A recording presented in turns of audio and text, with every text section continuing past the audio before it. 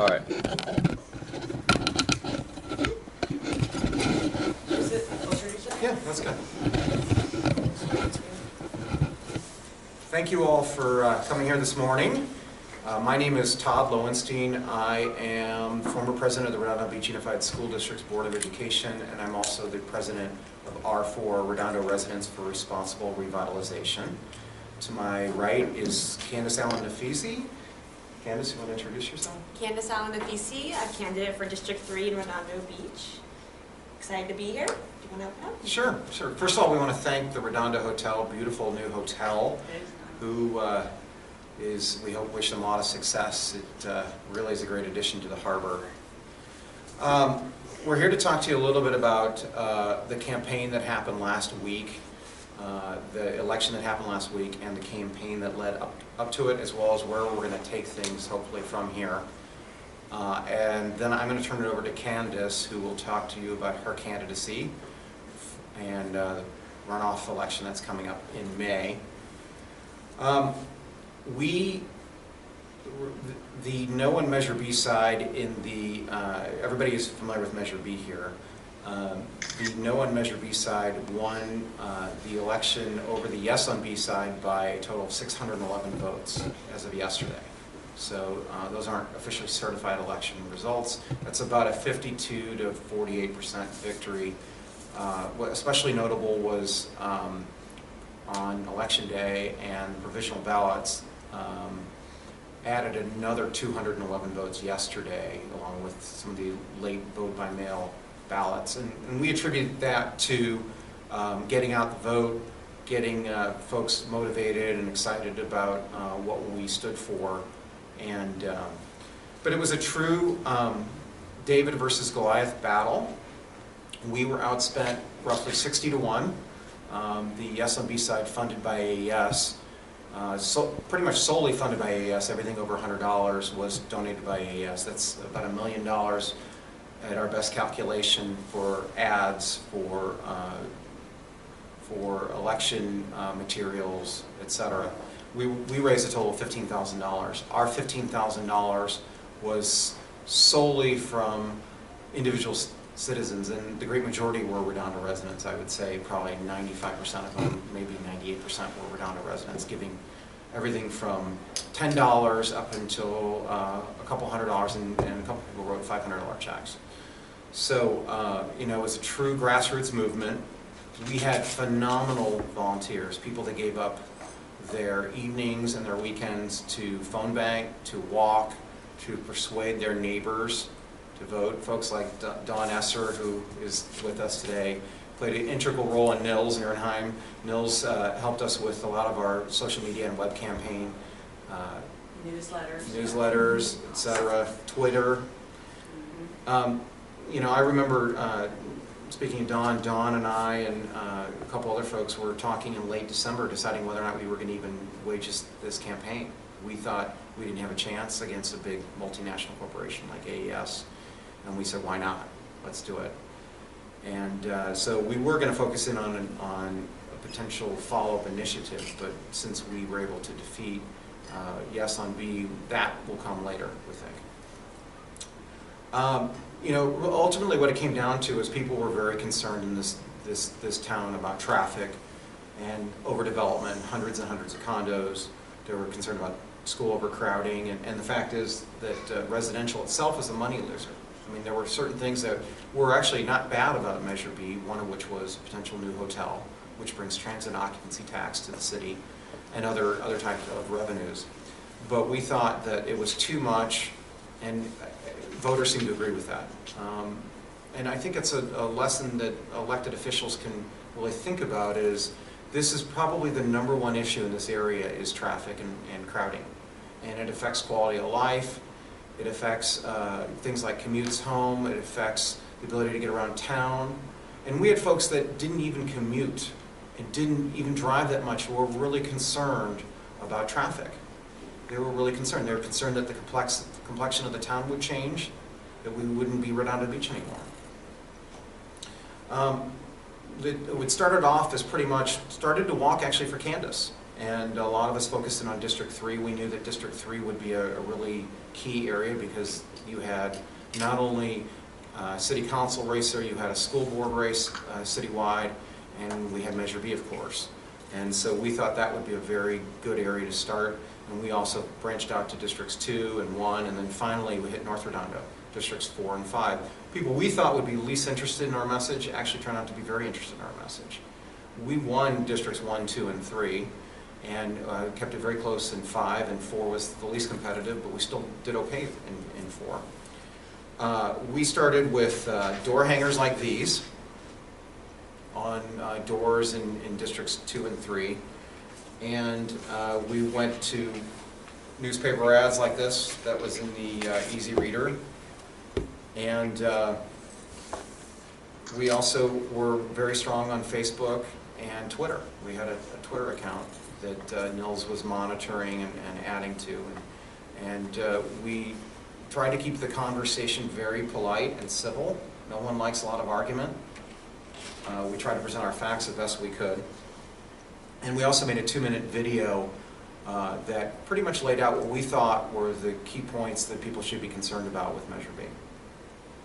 And then finally we had mailers such as this one, which a little bit snarky, a little bit fun. Redondo Beach is, technically, we are, of all the 3 beach cities, probably the highest concentration of condominiums. But we had folks actually who lived in condominiums who were really concerned about more of them.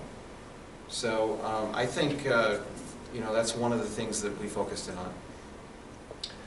As I mentioned earlier, our precinct voting, the election day voting was very strong.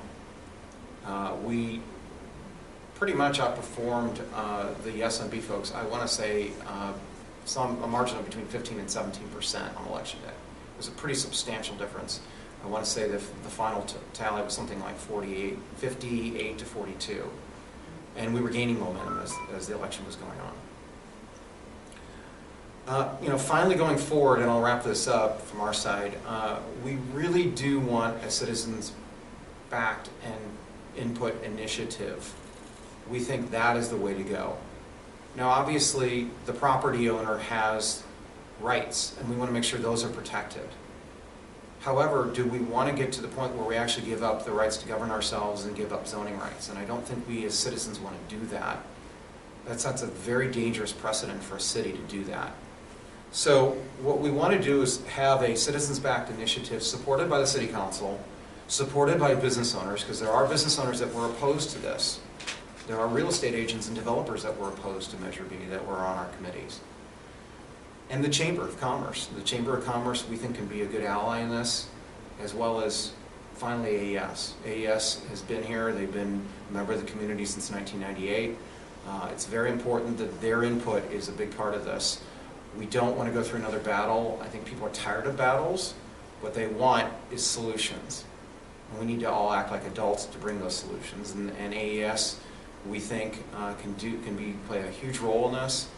We would like them to make money on their property. We would, but not at the expense of quality of life in the city.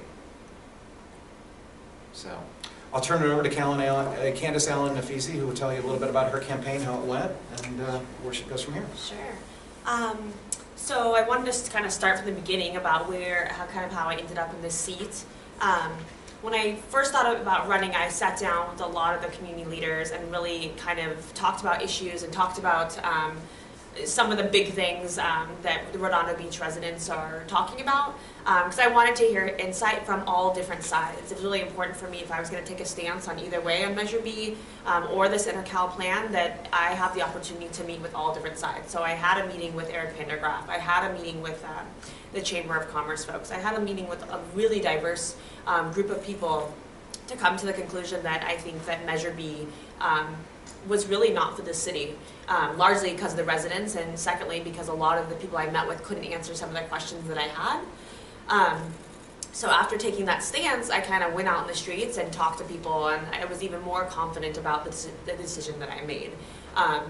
Largely because it was just every door I was going to, at least in my district, and you can see that by the votes in itself. Just in our district, it was completely shut down. Our district, every other door was a no, no, no, no, no. that I felt really comfortable having that decision because it's not what our district wanted. Also, a lot of the impacts that would have come from Measure B affected District 3 the most. If you look at the locality of where it would be, the traffic, kids going to schools, all those things, the District 3 would probably receive the most impact. So while my opponents, and I get a lot of criticism for saying that people say that Candace is a one-issue candidate, what people don't understand is that District 3 experiences the most of the adverse effects of Measure B. And that's one of the reasons why I was so vocal, and so many people were like, why does she keep talking about it? It's because that's what was on residents' minds. And that's because they had the opportunity to lose the most. And that's why you could see out of all the districts why they were so against it to begin with. A little bit about my campaign. I've raised maybe about $7,000. I've raised probably, out of all of the candidates together, the most money from Redondo Beach residents. I made a vow not to accept any checks or a dime or a penny from any developers here in the city. So I'm going to stay true to that commitment and keep this campaign a real grassroots campaign. Because at the end of the day, it's not about my political career, it's about this community and these residents. And you can't do that when you accept a $4,000 and $5,000 check from a special interest group or a developer. And that's just the lay of the land. And if you take a look at, well, there's just two people in the race now. Just take a look at our 460s. It's pretty clear the people that are trying to have influence on, in this race. And you won't see anything like that from my 460s. It's purely from residents. So yeah, I think in retrospect, I probably was maybe third in line, for amount of money raised, and still came out on top. I think it's because residents, I feel fairly confident that I was supported by many more residents than my opponents were. But it wasn't about the money, it was about getting out there and getting a feel for exactly what people wanted. And I think that really resonated with people. That despite, these two halves of the kind of pendulum, I could have trust me when I say it was easy for me to just nod my head and do a yes on B. And to be honest with you, I probably could have went it right out. I would have got Chamber of Commerce support possibly, I would have got all these other association support. But at the end of the day, these residents matter. There's people here, real people, their lives were going to be affected. And I knew it was going to be a really tough position to take. But in my heart, that was the right decision to make.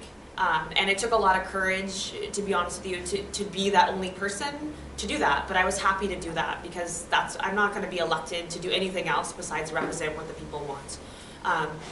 So even if it cost me the election, which it didn't, but I took a risk. Even if it cost me the election, it was worth the risk to take because it's what the residents wanted, and that would meant more to me. Let's see what else. Social media was a big piece of my campaign. I went from having one like to almost 340 likes in probably 30, 40 days, and that's largely because the other side was doing a lot of chatter about me, and I think people were looking me up. And they showed their cards very fast. And that's one thing I promised to do, is I wasn't going to engage in any type of negative campaigning, but the other side was very good about doing it. People saw through that and kind of came and supported me, I think because they saw these conversations that were happening. I probably have 5,000 to 7,000 people hit my Facebook page in the last 60 days. I'm still in a little shock about it. It's really weird because I've yet to figure out what they're doing. I don't do any sponsored ads, which is also interesting. And I came to the conclusion that people are coming there to get information. And so you see this constant coming back of coming to my page to get information about what's going on with my campaign. Whether it's residents or the other side, whoever it is, they're coming. And that's a good sign that people are interested, people are engaged. And I'm happy that is happening, because I think for a long time that hasn't happened. Redondo Beach Council races have been sort of boring, non-engaging.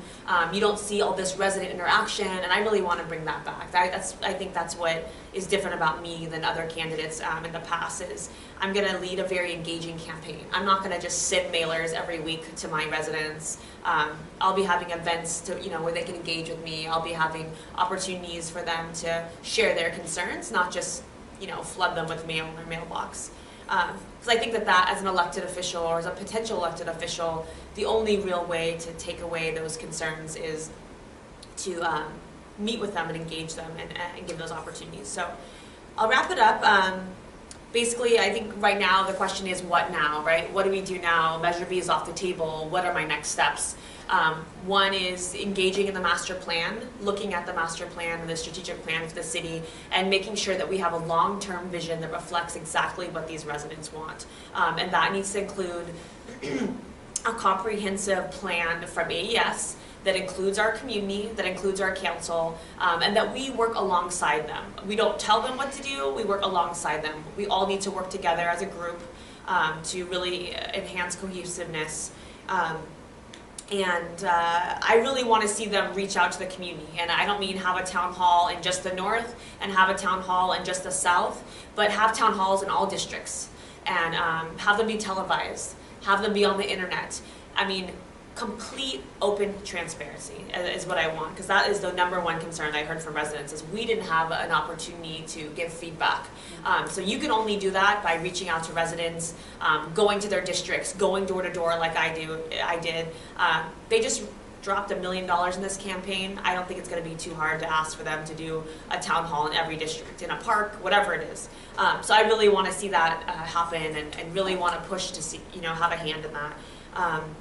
And 2, just really pay attention to what's going on, the players that are kind of at the table. And I think you will see many things happen in the next 6 to 8 weeks. I encourage all of you to keep your eyes on those 460s. You'll see an influx of people committing to this campaign, making promises, and they'll be very apparent in the 460s. So I will wrap that up and take any questions that you guys might have. I have a question. Sure. Since it's still, I guess, zoned industrial, what's to stop a company like E&B coming in and striking a deal with the $17 billion that they're getting from Hermosa Beach before we can come up with a master plan? Okay. Let's have some clarification. One is it is not zoned industrial. The area is zoned 2 things. It's zoned parkland and it's zoned generating plant. It is not zoned industrial. So in order for it to be industrial, they'd have to actually have had a new election. So they'd have to do... It's actually zoned utility, I think. Utility. No. Public No, generating it's- plant utility, which is not industrial. It is an Right, it's not industrial... industrial, but it's utility. Well, I'm answering the reporter's question. It is zoned power, she's correct, generating plant utility. So it is an industrial use, but it is not zoned industrial. And it's conditional use, actually, right? I believe it's a long-term So conditional that's use really permit. important to understand, that it was zoned as something and they got a conditional use and it was approved by the council. So I think people have this misconception that it's just industrial, zoned for industrial, but the fact is it's not. And that's in the ballot book. Right. That's one of the things when I was going door to door and had to explain to people it's not zoned as industrial. And in addition, I think you asked about what's to prevent a company like E&B coming in. I think if you're looking at oil drilling or something like that, I think the results from the Hermosa election and Measure O speak for themselves. People in this area don't want oil drilling, obviously. Yeah. So there might be other uses that AES has come up with, where there might be The desal comment or... from Steve Deals was pretty hilarious to think that, the Redondo, after, Measure O went down so huge, like Redondo, oh yeah, okay, put it on the ballot. Yeah, we'll all vote for oil to be drilled on our land. Right. It's crazy. It's crazy what comes out of some of these elected officials' mouths to think that the residents, we already spoke, and to just think that, part of the city went down because of the condos, that dense condos. And then AES comes in with this plan for another dense condo. It's like, why are you not listening to what the people have to say? Why are you not looking at the history? Why are you coming up with a plan that clearly the residents have said time and time again, were not for dense residential development. I think one of the things that's a takeaway from this election is that people want their elected officials to defend them and protect them Yes. and not a corporation. Yeah, exactly. Now, I think, we all want jobs, we all want a good economy, but at what cost? Yeah, And a lot so of it's people, when right. you take the oath, and I've done this, I've taken the oath of office. When you take the oath of office to defend the Constitution of the United States and California, you take an oath with that responsibility to protect citizens. Yeah. It is not to protect corporations. So, that being said, we want to work in partnership with corporations, but we don't want to work for corporations. And I think there's a big difference between that. The AES may end up determining that desal is a great business to be in. There's a lot of issues on the desal side with power that's actually needed to run desal. There's, they've talked about battery storage next to the ocean. I would wonder if that's a really good use of it, but that's for their engineers to determine. So why not find a good solution for them to make a good return on investment? I'm a business guy. Most of the people that were involved in this group are business people. We understand how the business world works. I work for the Chamber of Commerce, Yeah. okay? Yeah. These are not Like, tree you hugging know. people that don't want any development whatsoever. These are people that want development, Yeah. but want it responsibly, and we want to help them make a return on investment. But again, it's got to be responsible, just like the name implies. I think a lot of people, when I was walking the neighborhoods, a lot of people, their reaction was, we had no input on this. Yeah. They went, they came up with their own zoning, they didn't get the city's input, they didn't get the residents' input. That angered a lot of people. And then a lot of people also, I think the amount of money that AES threw into this campaign also hurt them, because people were like, wow, if they're throwing this kind of money into a campaign, it can't be good for me.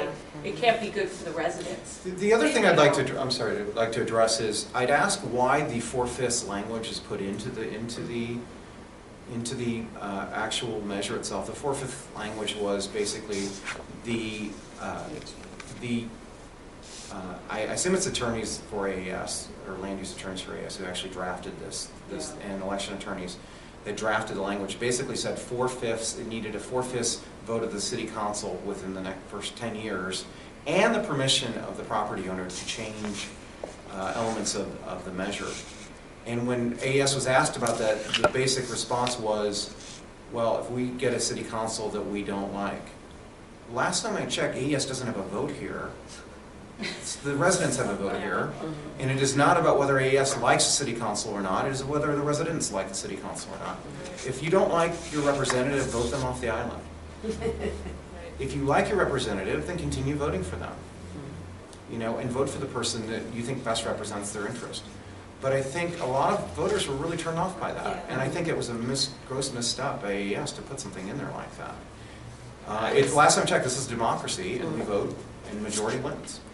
I think there were days when I walked and I would see the mailbox open and there would be like 3 or 4 pieces of mail stuffed in the mailbox. People, it was like those were the days I enjoyed to walk, because people would be grabbing their mail because they open the door for me and they see their mailbox stuffed with Measure B stuff.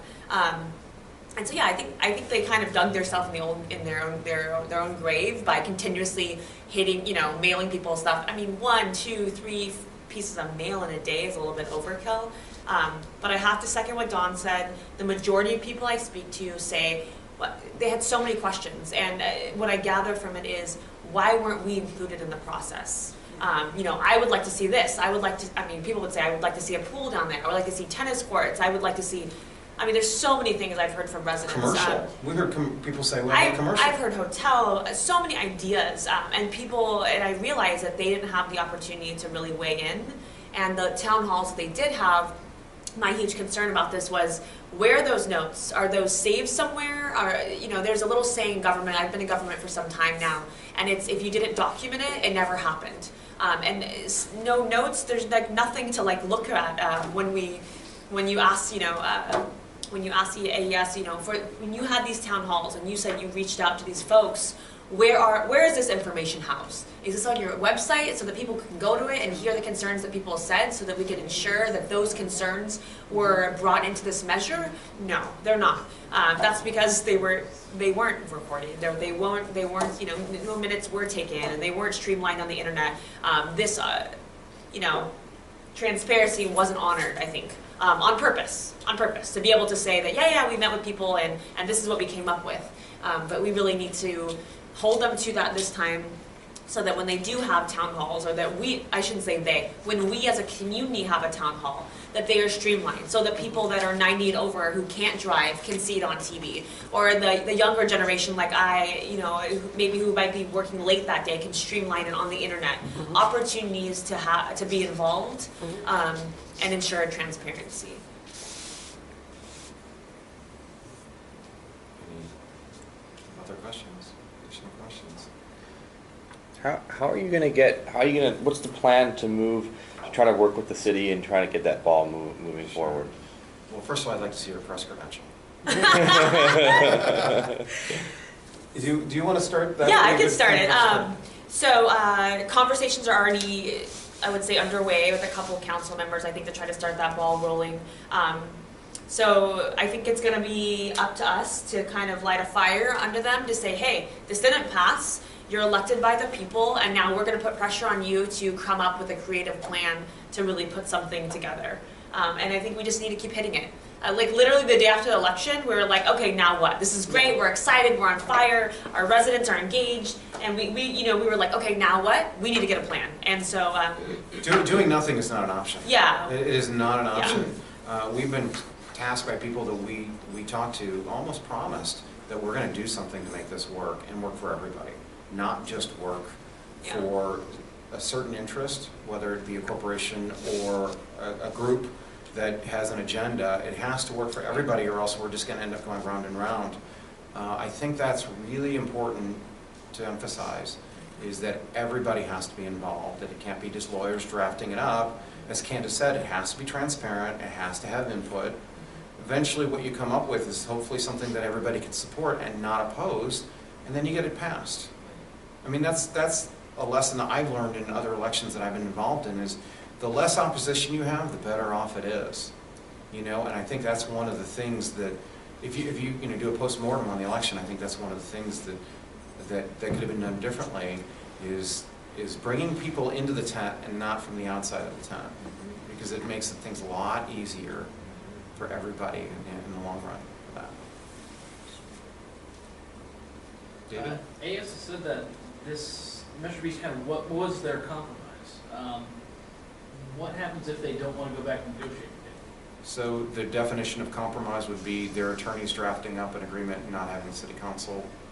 I don't see how lack of public input is, and writing a measure in their favor would be compromise. I would love to work with Jennifer and Eric anytime, any day to find a solution, but compromise involves more than one party. Yeah, I have to second that. So when I started on this journey, and I was asking tons of questions, policy is what I do for a living. So, for me, it's just questions, and then I read, and ask more questions. And so somebody challenged me and said, Candace, can you build a Taco Bell where you live? And I said, I don't know, can I? Because I really don't know. And they said, well, the answer is you can't, because it's not zoned for whatever, commercial use. And I said, okay, let's take a step back. And they said, that's kind of the reason why, they can't do what they can do. I said, okay. And they said, and if it were to be rezoned, you'd have to ask your neighbors. You'd have to ask city council, you kind of have to ask your neighbors. And I said, okay, and everyone has to have this, an agreed, agreement on what's going to be there. Is it going to block views? Is it going to increase traffic? Everyone has to be invited to the opportunity to say something about it. And then I took a step back and I looked at this Measure B opportunity, and I said, does the city have an opportunity to be engaged in it? And I was like, that's different. And the reason why, and I understand and want to be respectful that it's private property, but people have to understand this is 50 acres of land. This isn't on the coast. Yeah, well, I'm just saying this isn't 4,000 square feet like my little home that's going to affect my little block. This is 50 acres of land. So when people say, oh, it's their land, this is like cowboy and Indian stuff, it's like, no, this is 50 acres of land that will ultimately affect a community. And that is why we're holding them to the same standard that the city's going to hold, to me if I were to do something in my home. That's all we're asking, is that, yes, it's your land. You know, this is, like I said, you know, my home is zoned for R1 property, that's fine, okay? But if I were to do something else, is it fair to my neighbors to be able to do something else at the expense of them? That's not fair. And I hope that they have the same respect for me, right? So that's what we really need to think about. And it's not just a compromise, and that we need to work alongside AES. So I'm not telling them what to do. They're not telling us what to do. That we're working together for a shared community vision. That's what that's what the city lacks to begin with, to be honest with you. That's one of their greatest, I mean, the biggest criticism is that we don't work together enough, working alongside each other. So yes, there's different organizations that say, you know, XYZ and say this. It's like, no, we need to get together in one room at one table and just realize that we are here for the betterment of the community. So we really need to kind of dismantle that idea of it's just their land and we're telling them what to do, because as property owners, anyone that owns a property here in this city knows that there's only a few things you can do with your property before you have to go ask the city for permission. So this isn't anything different. I wanted to throw out something. I'm Luis Vasquez, resident of Redondo Beach. I'm a newcomer here, about 8 years, but I think one of the most exciting things about this Measure B initiative was the changing face of Redondo Beach. When I came here, it was pretty much, you know, old guard. And the reality of it is, if you look at all the people that endorsed Measure B, you know, and God bless Marna and all the people there, I know them personally, it's changing. It has become more international. My kids go to Toledo, my kids go to Paris. It is younger. And I think that the key thing here is quality of life. And if we wanted to live in Hollywood, we would be there. If we wanted to live in downtown, we would be there. Otherwise, why would we be here? So I think that that's the other big piece of the story is this community is changing, and that's why we have this change. And I don't think people realized how slowly it is changing. Yeah. And I think it's really great. I love it. I think that if you look at residents that have been here, I've talked to residents that have been here 50, 60, 70 years even, some older folks, they remember the Esplanade, and they remember Redondo, not Hotel Redondo so much, but the area that was the downtown area. And I think, you know, I really do think that the folks on the East Side did have good intentions. The question is, we differ on policy, and we differ on how to get there. And, you know, a lot of the folks that had been here a long time said, here we go again. And this has been going on for years, and Redondo, unfortunately, has a sordid history of overdevelopment. Of the three beach cities, probably the most. But we have a chance to change that and take back our city and involve people, and involve business owners, again, so that everybody comes up with the right solution. That's how good decisions are made. It is not made by one side, whether it's our side or their side drafting anything. I will oppose anything that's completely just drafted by us. I just don't think that's right. You need to include business owners, you need to include the chamber, you need to include residents, everybody. That's compromise, not heads I win, tails you lose. Have you spoke to them? Are they willing to sit down and talk about what they want to put in there? I mean, because I've heard Sure. the desal plans and the battery storage repeatedly. Right. Because it doesn't have to be torn down. We got a really nice email from Eric the day after saying congratulations, and I think all of us responded, we're really looking forward to working with you. I mean, I ran Did into... they respond back to that yet? I mean, have they agreed to? Not yet, but I'm hoping through... It's just new. I don't know, I'm just asking. We're trying to avoid pushing things too early. It's still, I think, people still have some hard feelings from both sides, and we need to let things cool down a little bit. I hope to have lunch with Eric or Jennifer or anybody from AES, or you know, I know there's movement afoot to actually bring this together.